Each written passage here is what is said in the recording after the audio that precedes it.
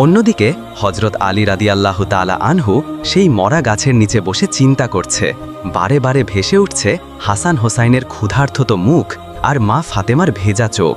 তিনি মনে মনে বলতে লাগলেন, ঘরে যদি কয়েকটা খেজুর থাকতো তাদের ক্ষুধা তো মিটত, তাদের কান্না তো থামত। কিন্তু এই গাছগুলো মরে গেছে, এখন তাও তো হবে না। পরিবারের কথা ভাবতেই চোখের জলে ভিজে গেল। অতপর আবারও রওনা হলেন একটুখানি খাবারের আশার খোঁজে। কিছুক্ষণ পর এক ইহুদির বাড়ি এসে নম্রভাবে বললেন, প্রিয় ভাই, আপনি কিছু টাকা ধার দিতে পারবেন? আমি কাজ করে পরিশোধ করে দেব। আমার পরিবার ক্ষুধার্ত, 3 দিন চুলায় আগুন জ্বলেনি। তখন ইহুদি বললেন, হে আলী, আমার কাছে তো টাকা নেই, বরং তুমি অন্য কারো কাছে যাও। তখন হজরত আলী ব্যথা ভরা মন নিয়ে আবারও বাড়ির দিকে আসতে লাগলেন। সূর্য তখন মধ্য আকাশে, সূর্যের প্রগাঢ় রৌদ্র সবকিছুই যেন পুড়িয়ে ছাই করে দিচ্ছে। এদিকে হজরত ফাতেমা রাদিয়াল্লাহু তাআলা আনহা 3 দিনের অনাহারে থাকায় শরীরের এতটা দুর্বল হয়ে পড়েছেন যে উঠে দাঁড়াতেই পারছেন না। তবুও চোখ দুটি দরজার দিকে, হজরত আলীর বাড়ি ফেরার অপেক্ষায় করুণ নয়নে চেয়ে আছেন।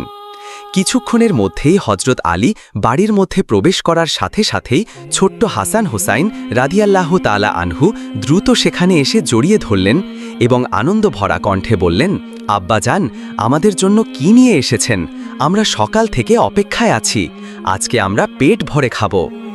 এই কথা শুনে হজরত আলী কিছু বলতে পারলেন না, শুধু বললেন, বাবা, আরেকটু ধৈর্য ধরো, কারণ চোখের জল তার কণ্ঠ আটকে দিচ্ছিল।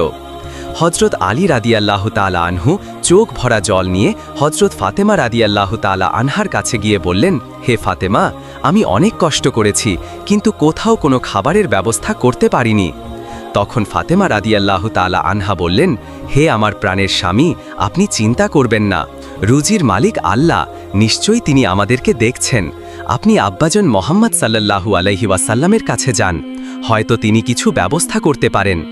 হজরত আলী আর দেরি করলেন না, সাথে সাথেই মোহাম্মদ সাল্লাল্লাহু আলাইহি ওয়াসাল্লামের কাছে যাওয়ার জন্য রওনা হলেন। তখন ফাতেমা রাদিয়াল্লাহু তাআলা আনহা আবারও চোখের জল ছেড়ে দিয়ে কান্না ভেজা কণ্ঠে আল্লাহর দরবারে দোয়া করে বললেন, হে আল্লাহ, তুমি চাইলেই সবকিছু সম্ভব। আমাদের এই ক্ষুধা নিবারণের জন্য তুমিই যথেষ্ট। তোমার কাছে কোনো কিছুর অভাব নেই, আমার সন্তানদের ক্ষুধা নিবারণ করে দাও। তার কান্না এতটাই গভীর, এতটাই যন্ত্রণাদায়ক ছিল